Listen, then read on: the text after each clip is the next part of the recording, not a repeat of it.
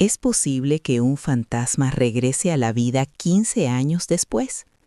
Y lo que es más cruel, ¿es posible que regrese justo el día de la boda de su único hijo, mirándote a los ojos como si fueras una perfecta desconocida? Soy Elena, y esta es la historia de cómo el tiempo, el destino y la memoria jugaron la partida más despiadada de mi vida. Faltaba apenas media hora para que comenzara la boda de mi hijo Diego. Yo estaba de pie en el majestuoso vestíbulo de la finca recibiendo a los invitados. La brisa suave de la tarde movía ligeramente la seda de mi vestido, y aunque mis labios dibujaban una sonrisa de cortesía para cada persona que me felicitaba, en un rincón de mi pecho persistía aquel vacío helado que me acompañaba desde hacía 15 años, el vacío que dejó Mateo, mi esposo. Diego se ha convertido en un hombre excepcional, Elena. Has hecho un trabajo admirable criándolo sola. Las palabras de los familiares, aunque llenas de buena intención, me hacían un nudo en la garganta. Tragaba saliva, manteniendo la compostura. Hoy era el día más feliz en la vida de mi hijo, y bajo ninguna circunstancia iba a permitir que mi antigua tristeza ensombreciera su alegría. Sin embargo, al ver a los padres de la novia juntos, recibiendo abrazos codo con codo, la soledad de mi posición se hacía aún más evidente. De repente, un murmullo respetuoso recorrió el vestíbulo. Giré la cabeza y vi a nuestro consuegro, don Carlos, un hombre de gran poder y dueño de una importante constructora en la región. Don Carlos se había apartado de su familia y caminaba hacia la entrada principal con una prisa inusual, indicando que alguien de suma importancia acababa de llegar. Unos segundos después, las puertas de cristal se abrieron y don Carlos regresó escoltando a un hombre. Aquel invitado vestía un traje gris de corte impecable, caminaba con una elegancia y una seguridad que imponían respeto, y don Carlos lo trataba con una reverencia que rara vez mostraba hacia alguien común. Ambos se acercaron hacia donde yo estaba. «Consuegra», me llamó don Carlos con una sonrisa amplia. «Permítame presentarle a un invitado muy especial. Él es Alejandro, mi socio más brillante y el hombre que me salvó la vida». Mantuve mi sonrisa diplomática y levanté la vista para saludarle. Pero en el instante en que mis ojos se encontraron con el rostro de aquel hombre, sentí como si un rayo me atravesara la columna vertebral. El aire desapareció de mis pulmones y mis piernas perdieron toda su fuerza.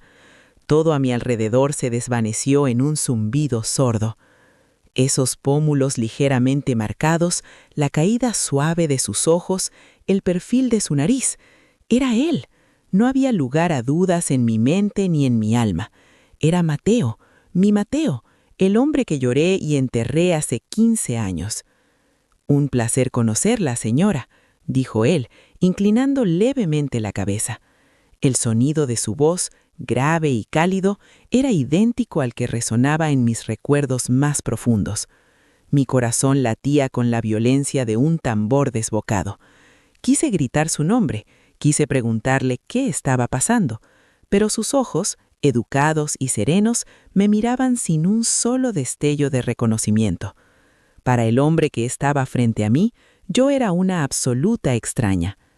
Si esta historia te ha tocado el corazón o te ha hecho pensar en el valor de los recuerdos, te pido de manera muy humilde que dejes un me gusta y te suscribas al canal. Somos una comunidad muy joven que apenas comienza, y tu apoyo es el impulso que necesitamos para seguir compartiendo historias llenas de significado. Acompáñame en el próximo capítulo, porque lo que descubrí en esa boda cambiaría mi vida. La marcha nupcial comenzó a sonar por los altavoces del jardín. Caminé hacia mi asiento con pasos mecánicos, como si estuviera flotando en un sueño irreal. El hecho de sentarme sola en el lugar reservado para los padres del novio ya no me dolía. Mi mente, mis ojos y todo mi ser estaban fijos en las sillas de la familia de la novia, justo detrás de don Carlos. Allí estaba Alejandro. Su postura erguida, la forma en que levantaba ligeramente la barbilla al escuchar, e incluso el pequeño ceño fruncido cuando algo captaba su atención. Todo en él gritaba el nombre del hombre que me juró amor eterno. De pronto, el peso del pasado me aplastó, arrastrándome 15 años atrás. Recordé aquella tarde lluviosa. Yo estaba pelando patatas en la cocina cuando sonó el teléfono. Era una voz fría, oficial. Me informaban de un terrible deslizamiento de tierra en el campamento minero de la cordillera de los Andes. ¿Es usted la esposa de Mateo?, preguntaron. Me dijeron que los cuerpos estaban irreconocibles, pero que habían confirmado su identidad por sus pertenencias. Su chaqueta de trabajo quemada, su billetera y sus documentos estaban allí. Ese día el teléfono se me resbaló de las manos y se hizo añicos contra las baldosas, exactamente igual que mi vida. Aún veo a mi Diego, con apenas 15 años, apretando los labios para no llorar mientras sostenía la foto de su padre en el funeral. «No voy a llorar, mamá», me dijo aquella noche. «Si lloro, tú también lo harás». Para cumplir mi promesa de que la ausencia de su padre no limitaría su futuro, me tragué el orgullo y el cansancio. Limpié oficinas de madrugada, lavé montañas de platos en fondas de mala muerte, con las manos agrietadas por los detergentes baratos, todo para pagar su carrera de derecho. Y ahora, cuando finalmente veía a mi hijo convertido en un abogado brillante y formando su propia familia, el hombre por el que tanto habíamos llorado estaba sentado a escasos metros, vivo, intacto, pero ajeno a nuestra existencia. ¿Por qué no me miraba? ¿Por qué vivía bajo el nombre de Alejandro?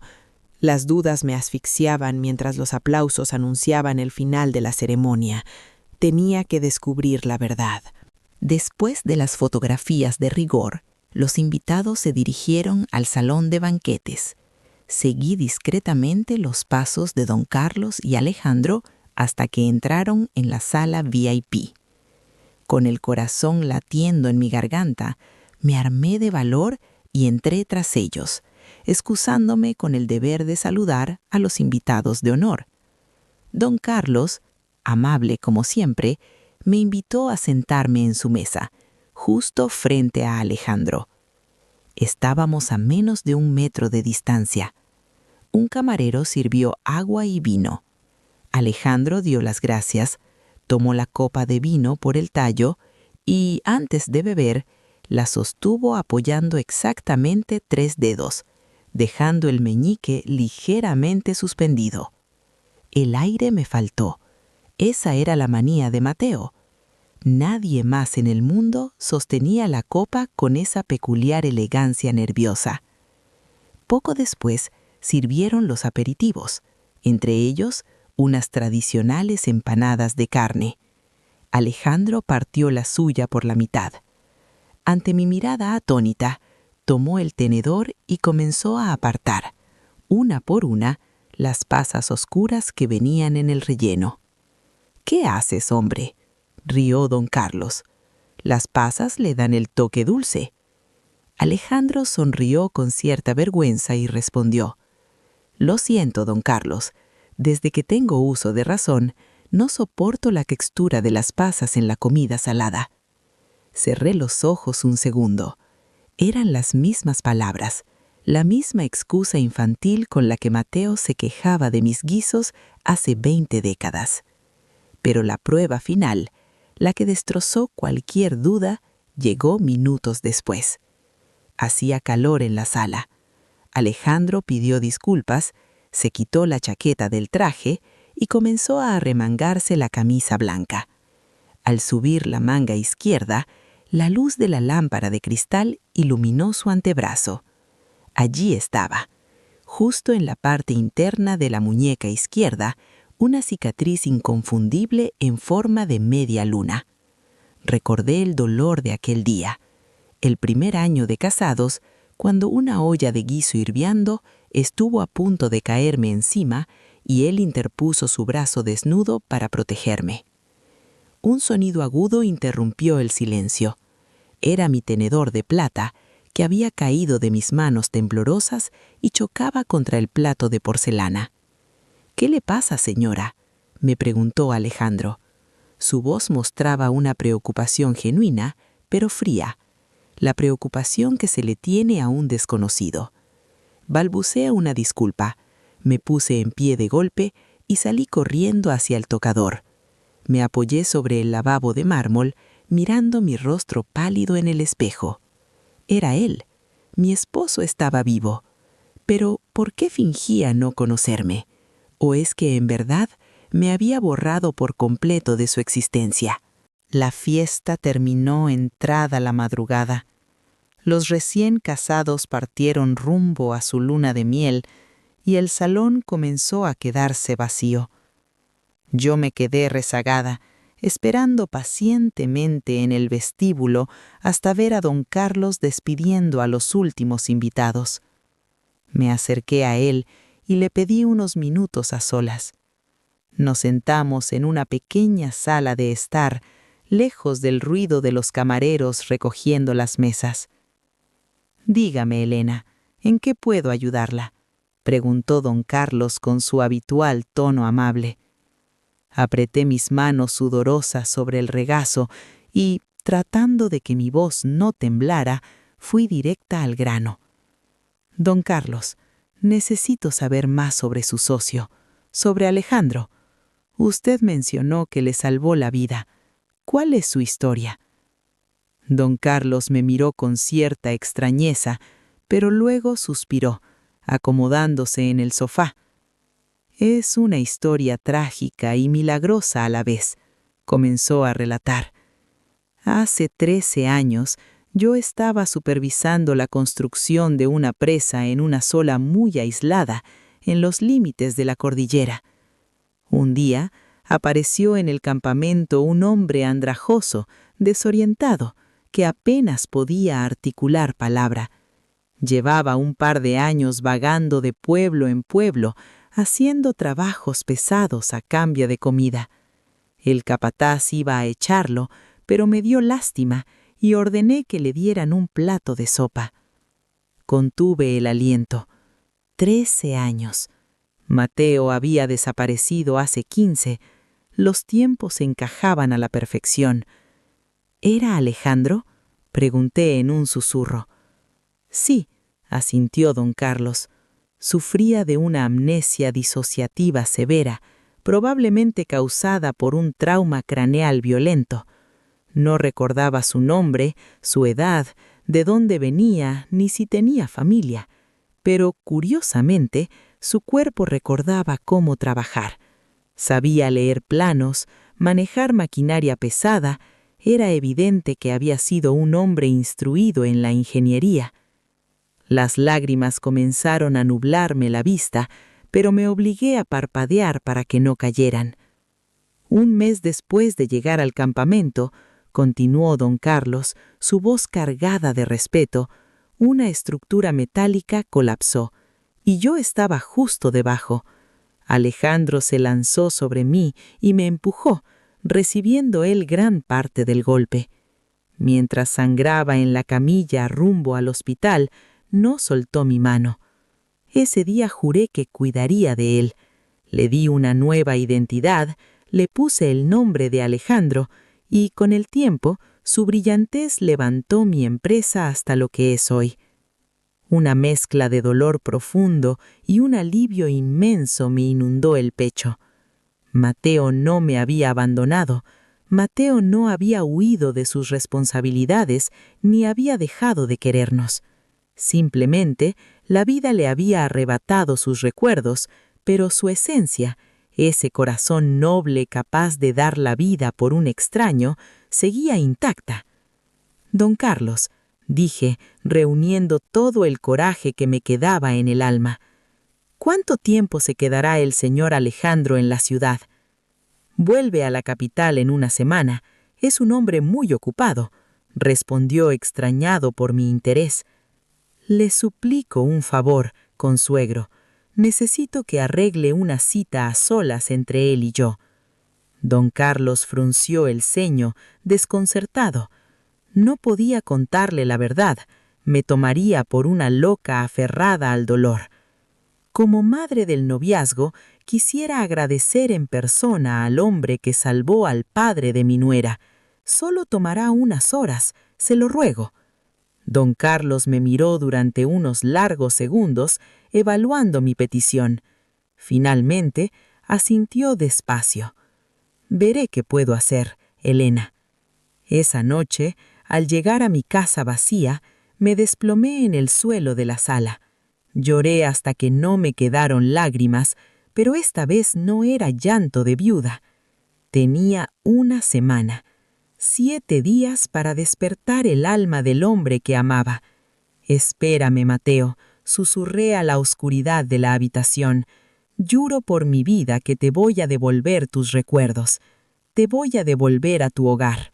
Fueron los 3 días más largos de mi vida, pero finalmente Alejandro aceptó reunirse conmigo en la cafetería de su hotel. Llegué media hora antes. Llevaba conmigo un pequeño termo. Cuando él apareció, tan elegante y distante como en la boda, le ofrecí una taza antes de que pudiera hacer preguntas. Era un tradicional café de olla, preparado exactamente como yo se lo hacía cada madrugada hace 15 años, con su toque exacto de canela y un trozo de piel de naranja. Alejandro tomó la taza por cortesía, pero al dar el primer sorbo, su rostro se tensó. Bajó la taza lentamente y miró el líquido oscuro con el ceño fruncido. «Es curioso», murmuró, con la mirada perdida. «Este sabor no me resulta extraño. Es como si alguien me hubiera preparado esto todos los días de mi vida, pero es imposible». Fue entonces cuando puse mis cartas sobre la mesa. Le dije que sabía lo de su accidente en la cordillera, su amnesia y su cicatriz. Él se puso a la defensiva de inmediato, asustado de que una extraña supiera sus secretos más íntimos. Con lágrimas en los ojos, le supliqué: «Deme solo un día. Acompáñeme hoy. Si al anochecer no recuerda nada, le juro que desapareceré de su vida para siempre». Viendo mi desesperación, y quizás movido por la extraña familiaridad del café, aceptó. Conduje fuera de la ciudad hasta San Vallejo, nuestro antiguo pueblo al pie de las montañas. Aparcamos el coche al inicio del barrio viejo, un lugar de calles estrechas y adoquinadas. Mientras caminábamos cuesta arriba, yo lo observaba de reojo. Llegamos a un tramo donde faltaban varios adoquines, formando un charco de barro permanente. Antes de que yo pudiera advertirle, Alejandro dio un ligero salto hacia la izquierda, bordeando el charco con un movimiento mecánico y perfecto, sin siquiera mirar al suelo. Mi corazón dio un vuelco. Mateo hacía exactamente ese mismo movimiento cada tarde al volver del trabajo. Su cerebro no lo sabía, pero sus pies conocían el camino a casa. Llegamos al final de la calle. Allí estaba nuestra antigua casa, con su modesta fachada y la vieja puerta de hierro oxidado que crujía con el viento. Me detuve. Alejandro dio un par de pasos más y, como atraído por un imán invisible, levantó la mano derecha. Sus dedos acariciaron el metal frío y buscaron instintivamente el picaporte. De repente, retiró la mano como si se hubiera quemado. Lanzó un quejido sordo y se llevó ambas manos a las sienes, cerrando los ojos con fuerza. «¿Qué me pasa?», balbució, respirando con dificultad. Siento que he abierto esta puerta miles de veces». No entramos en la casa. Lo vi tan abrumado que decidí llevarlo al mercado cercano, a la vieja fonda donde solíamos almorzar los domingos. La dueña, una señora mayor, nos sirvió 2 humeantes platos de sancocho tradicional. En el centro de la mesa había varios condimentos. Yo contuve la respiración mientras él miraba el plato. Alejandro tomó un trozo de limón y lo exprimió. Luego tomó la cuchara del ají picante. 1, 2, 3 cucharadas exactas, ni más ni menos. Era la medida exacta y milimétrica que Mateo usaba para su sancocho, algo que yo siempre le regañaba porque le hacía daño al estómago. «Tus gustos no han cambiado», le dije con la voz quebrada. 2 de limón y 3 de ají picante. Él dejó caer la cuchara, que resonó contra el plato de barro. Se miró las manos, aterrorizado por la forma en que su cuerpo actuaba por voluntad propia. «¿Me está diciendo», murmuró con voz ronca, «que yo tenía estas costumbres?» Asentí en silencio, con una lágrima resbalando por mi mejilla. La resistencia mental de Alejandro comenzaba a resquebrajarse bajo el peso aplastante de la memoria física. A media tarde, terminamos en la pequeña plaza del barrio. Nos sentamos en un banco de madera frente a la zona de juegos infantiles. Un viejo columpio se mecía con la brisa de los Andes, emitiendo un chirrido rítmico y melancólico. Al escuchar ese sonido, Alejandro se encorvó sobre sí mismo. Su rostro reflejaba un dolor intenso. Empezó a murmurar cosas sin sentido, tapándose los oídos como si estuviera escuchando fantasmas. Sabía lo que estaba pasando. Eran los ecos de la risa de nuestro hijo Diego, pidiéndole que lo empujara más alto. Era el momento. Abrí mi bolso con las manos temblando violentamente y saqué una fotografía protegida en plástico. Era la foto que nos tomamos el día en que Diego entró a la secundaria, un año antes de la tragedia. «Mírala», le supliqué, poniéndola frente a sus ojos. «Por favor, mírala». Alejandro tomó la foto con manos temblorosas. Sus ojos recorrieron la imagen de aquella familia sonriente. Yo, más joven, nuestro hijo Diego, y en el centro, un hombre con un traje sencillo, luciendo una sonrisa orgullosa. El hombre de la foto era él, sin el traje a medida, sin las canas en las sienes, pero era él, exactamente él. «¿Te llamas Mateo?», le dije, dejando salir el llanto que llevaba 15 años reprimiendo. «Eres mi esposo, eres el padre de mi hijo». La reacción no fue la que yo esperaba en mis sueños. En lugar de un abrazo de reconocimiento, Alejandro se puso de pie de un salto, dejando caer la fotografía al suelo adoquinado. Su rostro era una máscara de terror y confusión absoluta. «No», gritó, retrocediendo a trompicones. «Esto no tiene sentido. Llevo 15 años siendo Alejandro. Mi mente está vacía. No hay nada allí. Le juro que no siento nada por usted. No siento amor. No recuerdo a ese niño». Su voz se quebró en un sollozo ahogado por el pánico. «Déjeme en paz», exclamó finalmente, dándose la vuelta. Comenzó a correr torpemente hacia la salida de la plaza, huyendo de mí, huyendo de su propio pasado. Extendí la mano hacia el aire vacío, tratando de alcanzarlo. Mis rodillas cedieron y caí bruscamente sobre las piedras frías de la plaza. «¡Mateo!», grité con el alma desgarrada, mientras su figura desaparecía en la distancia. Allí me quedé, sola y destrozada, abrazando la vieja fotografía contra mi pecho, mientras el columpio seguía chirriando con el viento. Esa noche, Alejandro se encerró en su habitación de hotel. Según me confesaría más tarde, no durmió ni un solo minuto. Se sentó en el borde de la cama, observando su propio rostro en el espejo del armario, sintiendo que estaba a punto de volverse loco. La batalla en su mente era feroz. El hombre poderoso y exitoso llamado Alejandro se resistía a morir, mientras el fantasma de Mateo golpeaba desesperadamente las paredes de su memoria pidiendo salir. A la mañana siguiente, empacó sus maletas deprisa. Quería huir de San Vallejo, huir de mis lágrimas y de aquella fotografía que había logrado recoger del suelo antes de marcharse. Llegó al aeropuerto internacional con su secretario, listo para tomar el vuelo de regreso a la capital. Pasó el control de seguridad y se sentó en la sala de espera frente a la puerta de embarque, con la mirada perdida y la fotografía arrugada entre sus manos. Fue entonces cuando ocurrió. Por los altavoces del aeropuerto, una voz femenina anunció: «Atención pasajeros, el vuelo 405 con destino a la zona andina está listo para abordar». Casi al mismo tiempo, una mujer joven pasó corriendo cerca de él, y un niño pequeño que iba de su mano dejó caer un camión de juguete de metal que chocó ruidosamente contra el suelo brillante de la terminal. Esa combinación exacta de sonidos, la voz anunciando la zona andina y el golpe seco del metal contra el suelo, fue como un cincel rompiendo el hielo de su cerebro. Alejandro soltó su maletín. Un dolor punzante le atravesó la cabeza, tan agudo que cayó de rodillas en medio del aeropuerto, llevándose las manos a las sienes. La presa mental se había roto.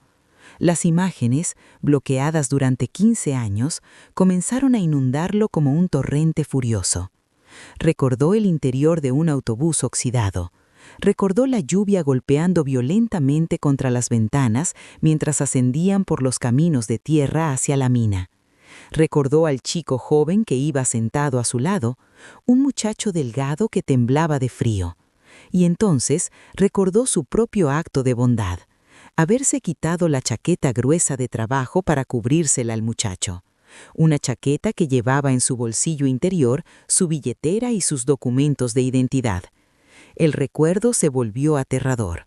El sonido estridente de los frenos, el autobús derrapando en el barro y cayendo por el barranco, el golpe de los metales retorciéndose. Recordó haber sido expulsado por una ventana rota antes de que el vehículo estallara en llamas, rodando colina abajo, golpeándose la cabeza contra una roca y cayendo a las aguas heladas de un río subterráneo que lo arrastró kilómetros lejos del lugar del siniestro. Por eso lo dieron por muerto. El cadáver calcinado que las autoridades encontraron llevaba su chaqueta, llevaba sus papeles. Pero el hombre que fue arrastrado por el río, el hombre que despertó sin memoria, era él.